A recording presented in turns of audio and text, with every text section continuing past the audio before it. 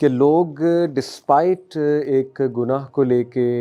اللہ سبحانہ و تعالیٰ سے توبہ استغفار کر چکے ہوتے ہیں، ایون کسی کا حق مارا ہو اس انسان سے بھی جا کر معافی مانگ چکے ہوتے ہیں، اور عمرہ کر آئے ہوتے ہیں، عمرہ پہ جا کر معافیاں مانگ آئے ہوتے ہیں،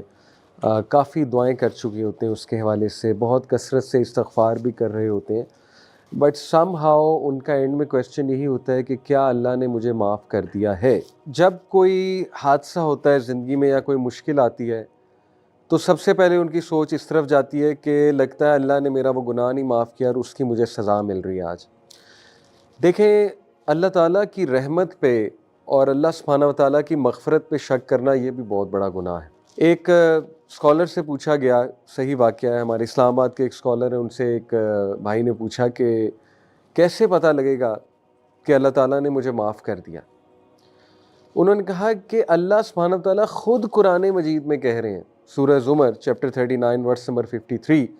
کہ کہہ دیجئے میرے ان بندوں سے جنہوں نے حدیں پار کر دی ہیں، لا تقنطوا من رحمت اللہ، اللہ کی رحمت سے مایوس نہ ہو، ان اللہ یغفر الذنوب جميعا، بے شک اللہ سارے کے سارے گناہ معاف کر دیتا ہے۔ اللہ خود کہہ رہا ہے قرآن میں۔ اگر تمہیں اللہ کی بات کا یقین نہیں ہے تو میں تمہیں کیا کہوں، میری بات پہ تمہیں کیسے یقین آئے گا؟ تو یہ ان شارٹ اس کا آنسر ہے کہ کیا اللہ نے ہمیں معاف کر دیا ہے۔ دیکھیے، انسان کچھ ایسے گناہ کرتا ہے جو بہت بڑا ریگریٹ کا باعث بنتے ہیں اس کے لیے۔ میں آپ کو مثال دیتا ہوں، جیسے واشی، ظاہر ہے جب وہ اسلام میں نہیں تھا تو واشی سے حضرت حمزہ رضی اللہ عنہ شہید ہوئے، اور جب انہوں نے اسلام قبول کیا واشی نے، تو اللہ کے نبی صلی اللہ علیہ وسلم نے بھی معاف کر دیا، اور اللہ سبحانہ و تعالیٰ نے آف کورس جب انسان اسلام قبول کرتا ہے تو معاف کر ہی دیا، لیکن کہیں نہ کہیں ان کے دل میں ریگریٹ تھا کہ میں نے نبی صلی اللہ علیہ وسلم کے چچا، ان کو قتل کرنے کی وجہ میں بنا، ان کو شہید کرنے کی وجہ میں بنا، تو یہ ریگریٹ ان کے دل میں تھا، اور یہ اصل میں دس ریگریٹ ٹوک ہم ٹو دس اسٹیپ۔ کچھ ریگریٹس انسان سے بہت بڑا کام بھی کروا لیتے ہیں۔ مسیلمہ کذاب کو قتل کرنے والا، مسیلمہ کذاب کو مارنے والے وحشی تھے، اور جب مسیلمہ کذاب کو انہوں نے مارا تو پھر انہوں نے کہا کہ آج میرے دل کو سکون ملا ہے۔ سو واٹ ڈز دس مین کہ کبھی کبھی ایک ندامت، ایک ریگریٹ انسان سے اچھے کام، بہت بڑا کوئی کام کروا لیتی ہے، that is a good regret.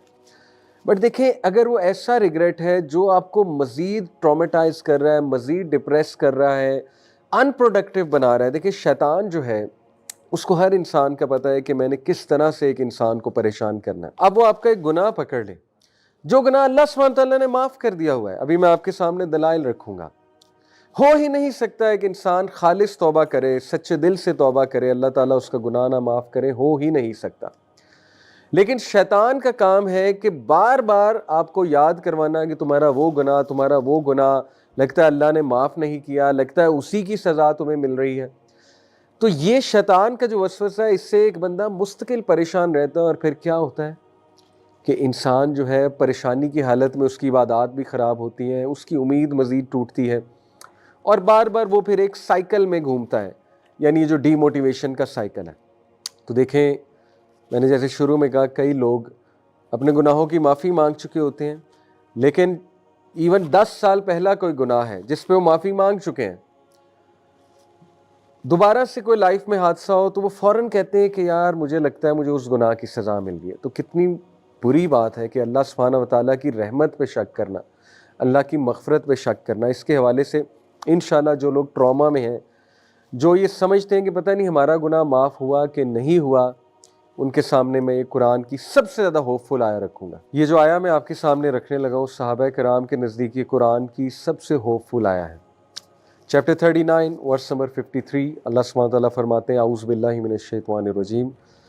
قل یا عبادی الذین اسرفوا علی انفسہم لا تقنطوا من رحمت اللہ ان اللہ یغفر الذنوب جميعا انہ هو الغفور الرحیم۔ کہہ دیجئے اے میرے بندو، جنہوں نے حدیں پار کر دی ہیں اسراف کر کے، یعنی گناہوں کی حدیں پار کر دی ہیں، بہت زیادہ گناہ کر کے، لا تقنطوا من رحمت اللہ، اللہ کی رحمت سے مایوس نہ ہو، ان اللہ یغفر الذنوب جميعا، بے شک اللہ سبحانہ وتعالیٰ تمام کے تمام گناہ معاف فرما دیتا ہے، انہو هو الغفور الرحیم، بے شک وہ انتہائی غفور ہے، انتہائی رحیم ہے۔ دیکھیے میرا سوال ہے، وہ لوگ جو یہ سوچتے ہیں کہ پتہ نہیں ہمیں معاف کر دیا گیا ہے کہ نہیں کر دیا گیا ہے، اور کچھ لوگ یہ بھی سوچتے ہیں کہ ہاں معاف تو کر دیا گیا ہے لیکن سٹل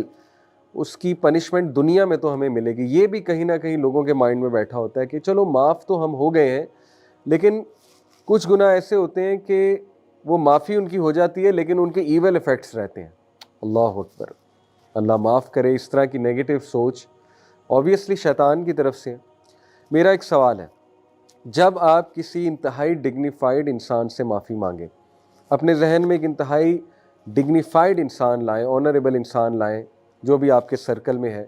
امیجن کریں کہ آپ اس سے کسی چیز کی معافی مانگتے ہیں اور وہ بندہ آپ کو کہے کہ ٹھیک ہے میں نے آپ کو معاف کیا، تو اس کی معافی کا کیا مطلب ہے؟ اس کی معافی کا یہ مطلب ہے کہ میں نے بھلا دیا جس چیز کی آپ معافی مانگ رہے ہو،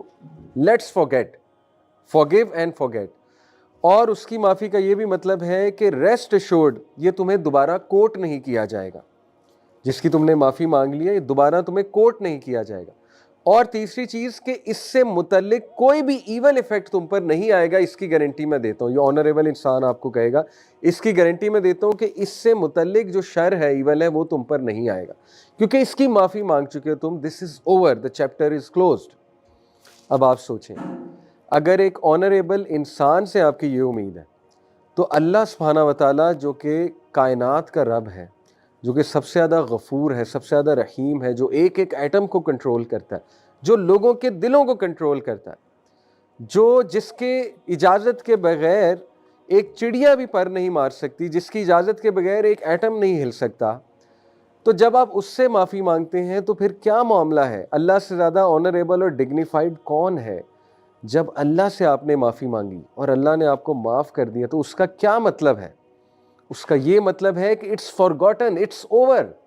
اور اس کے ایول ایفیکٹس تم تک نہیں آئیں گے۔ یہی مطلب ہے جو مطلب آپ ایک آنریبل انسان سے سمجھ رہے ہیں، وہی مطلب سب سے زیادہ آنریبل ہستی، ڈگنیفائڈ ہستی اللہ سبحانہ و تعالیٰ کی۔ اور اللہ سبحانہ و تعالیٰ وہ ذات ہے جو گناہوں پہ پردہ بھی ڈالتا ہے بلکہ گناہوں کو نیکیوں میں بدل دیتا ہے، یعنی اتنا مرسیفل ہے اللہ سبحانہ و تعالیٰ، اتنا رحمان و رحیم ہے۔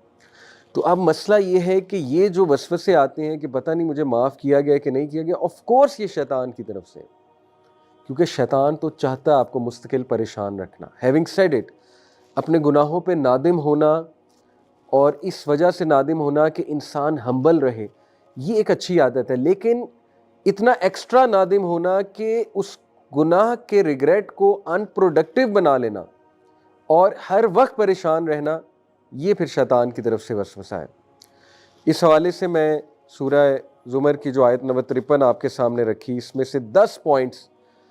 وہ امام الرازی جو تفسیر الرازی ہے، اس میں امام الرازی 10 ایسے نقطے بیان کرتے ہیں اللہ سبحانہ تعالیٰ کی رحمت کے حوالے سے جو اس آیت سے نکلتے ہیں، اس ایک آیت سے۔ یعنی دیکھیں مفسرین نے کتنا غور کیا ہے قرآن مجید میں۔ کیا نقطے نکلتے ہیں؟ سب سے پہلے امام الرازی کہتے ہیں کہ اللہ سبحانہ تعالیٰ نے کہا یا عبادی، عبادی کا مطلب ہے میرے بندوں۔ امام الرازی کہتے ہیں کہ جب اللہ آپ کو اپنا کہہ رہا ہے، جیسے آپ باپ سے معافی مانگیں، باپ آپ کو کہے کہ ٹھیک ہے میں نے تجھے معاف کیا، اور باپ آپ کو کہے کہ اے میرے بیٹے یا اے میری بیٹی میں نے تجھے معاف کیا، آپ مجھے بتائیں کہ جب باپ آپ کو اپنا کہہ کے مخاطب کرے گا تو کتنا کانفیڈنس آپ کا بڑھنا چاہیے۔ اللہ سبحانہ تعالیٰ آپ کو اپنا کہہ کے پکار رہا ہے کہ میرے بندو، یہ بھی کہا جا سکتا تھا کل یا ایھا الانسان، اے انسان، یہ بھی تو کہا جا سکتا تھا، لیکن نہیں، اللہ نے کہا کل یا عبادی، اے میرے بندوں۔ تو پہلی بات امام الرازی نے کہ اللہ آپ کو اپنا کہہ رہا ہے تو وہ معاف کیوں نہیں کرے گا آپ کو؟ اتنے پیار سے آپ سے اللہ سبحانہ تعالیٰ بات کر رہا ہے۔ نمبر 2، عبادی، عبد آپ کو پتہ ہے غلام کو بھی کہتے ہیں، اور عبد جو ہے یہ ایک بیچارگی کی سٹیٹ ہے، مسکنت کی سٹیٹ ہے، عاجزی کی سٹیٹ ہے، محتاجی کی سٹیٹ ہے۔ تو اللہ سبحانہ و تعالیٰ اپنے بندوں کو یہ امید دلا رہا ہے اور یہ بات باور کروا رہا ہے کہ مجھے پتہ ہے تم کس محتاجی سے، کس بیچارگی سے میرے پاس آئے ہو، اور تمہیں یہ کتنا تنگ کرتی ہے چیز، یہ ریگریٹ تمہیں کتنا تنگ کرتا ہے، یہ مجھے معلوم ہے۔ تو عبادی سے یہ امپلیکیشن بھی نکلتی ہے کہ تم انتہائی محتاجی کی سٹیٹ میں آئے ہو اور یہ مجھے بات پتہ ہے۔ تو دیکھیے اللہ تعالیٰ نے عبادی کا لفظ جو استعمال کیا، اس میں ایک تو اپنائیت اور دوسرا اس میں یہ اکنالجمنٹ ہے کہ I know what you are going through,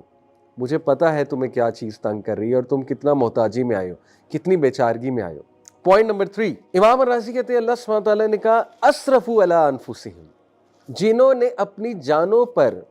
ظلم کیا ہے اور حدیں پار کی ہیں۔ سبحان اللہ، اس میں کتنا گہرا نقطہ ہے۔ وہ کہتے ہیں کہ دیکھیے جب آپ نے کسی انسان کا کوئی نقصان کیا ہوتا ہے نا، یعنی آپ کی کسی سے لڑائی ہوئی، آپ نے گالم گلوچ کی یا ان کا کوئی حق مار لیا، تو انسانوں کے ساتھ جب بھی آپ معافی مانگیں گے تو ان کا بھی کوئی نہ کوئی نقصان ہوا ہوگا، آپ کا تو ہوا ہوگا، ان کا بھی کوئی نہ کوئی نقصان ہوا ہوگا، کیونکہ وہ انسان ہے۔ اور جب آپ نے کسی دوسرے کا بھی نقصان کیا ہوا ہے، جیسے مجھ سے کوئی معافی مانگنے آئے، تو میرے لیے تھوڑا سا شاید مشکل ہو کہ میں سوچوں کہ یار اس نے میرا اتنا نقصان کیا، میں نے اسے معاف کرنا ہے، تو مجھے ذرا جہاد میں نفس زیادہ کرنی پڑے گی، کیونکہ مجھے بھی نقصان ہوا ہے۔ اللہ تعالیٰ انسان کو کہتا ہے کہ اے میرے بندے، تو نے ظلم بھی اپنے اوپر کیا ہے، مجھے تو کوئی نقصان پہنچایا ہی نہیں، میں تجھے کیوں نہیں معاف کروں گا؟